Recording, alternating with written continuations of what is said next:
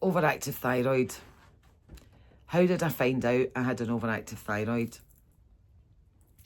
I found out I had an overactive thyroid after climbing the stairs at my work one day and having to sit down because I had proper, real palpitations that scared me, that shocked me and scared me. And to be fair, tiredness and exhaustion was a thing for me, but I was putting it down to age, menopause. I had a lot of things going on with my job at the time. I just felt like it was all just wearing on me. But this was scary. Phoned the doctor, and within hours, I'm in hospital on heart monitors thinking I was having a heart attack. That was scary. That was extremely scary. For anybody, that's a scary situation. Finally found out about a few hours later that it wasn't, it was an overactive thyroid.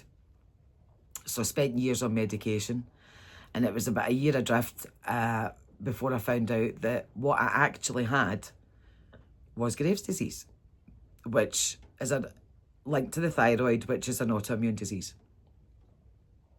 And then links to diabetes too. Because I was diagnosed with diabetes too within 2-3 months of the overactive thyroid diagnosis. So it's all linked. Didn't know that at the time, was completely unaware and didn't know anything about it. I mean, I'd heard of overactive thyroid, but didn't know anything about it, didn't know anybody that had one. I knew a couple of people that had thyroidectomies, but on a lower scale. They had underactive thyroids. I didn't know anyone with an over. So this was all new and scary, and dealing with it, and the medication being up and down, up and down, up and down, trying to regulate the thyroid.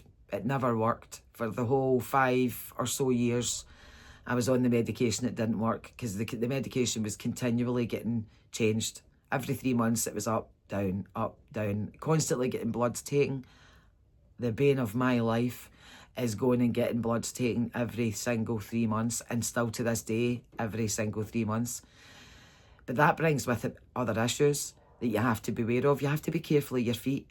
You need to be very careful how you cut your toenails when you've got Graves' disease and diabetes.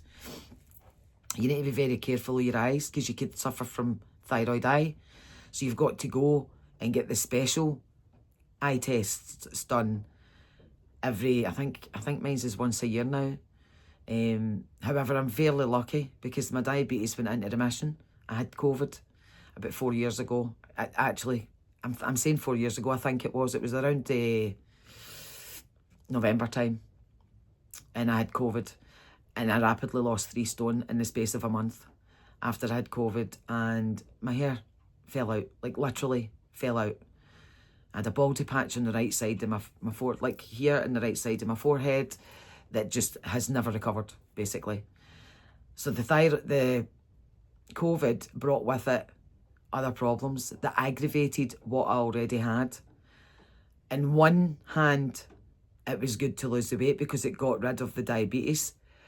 But on the other hand, it wasn't particularly good for my hair because rapid weight loss created rapid hair loss. I mean, it was almost overnight. It was within 3 to 4 weeks. My hair had fell out. It was extremely thin in the space of a month. But do you notice? I'm trying to remember back.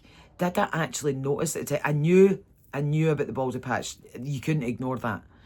Because I had long brown hair and I couldn't ignore it. It was very obvious, and I spent so long trying to cover it up.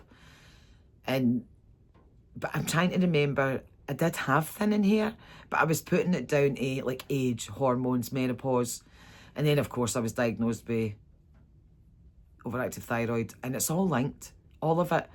It's like the perfect storm. I exactly had the perfect storm when it came to anything to do with my hormones, menopause, hair loss, anything like that could also affect your skin. It can leave your skin damaged. It can leave it dry, and a whole host of problems.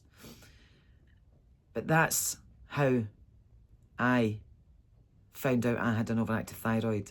To ultimately, a year come May the 10th, I got a thyroidectomy. They couldn't regulate it. It shouldn't have been left as long as it had been, and they decided it had to come out. So I just agreed it has to come out. So it came out a year ago, nearly a year ago. And do I feel better? I would say I feel better in part. I wouldn't say I feel better completely. I still have to juggle the medication. I'm on a different type of medication now, but it still needs to be juggled to get the balance correct. That's been up and down since in the year. Last year, it's been up twice, down twice. It's kind of stabilised at the moment, actually. So I suppose that's a good thing. I'll not know until my next blood test where that goes. But I've still got to go for the blood tests, which are the bane of my life. And yeah. And I'm tackling some of the other issues that came with it still to this day. Hair loss. That'll be next week's video. Thanks for listening. I really do appreciate it. And if any of this resonates with you, if you've got any hints and tips, drop them in the comments. If you've gone through this yourself, drop it in the comments. Let me know how you navigate it. But if you want to follow on with the theme and the story, do me a wee and subscribe. It doesn't cost anything. Subscribe to the channel and you catch up with the next episode, and I'll see you next Sunday. Thanks. Bye.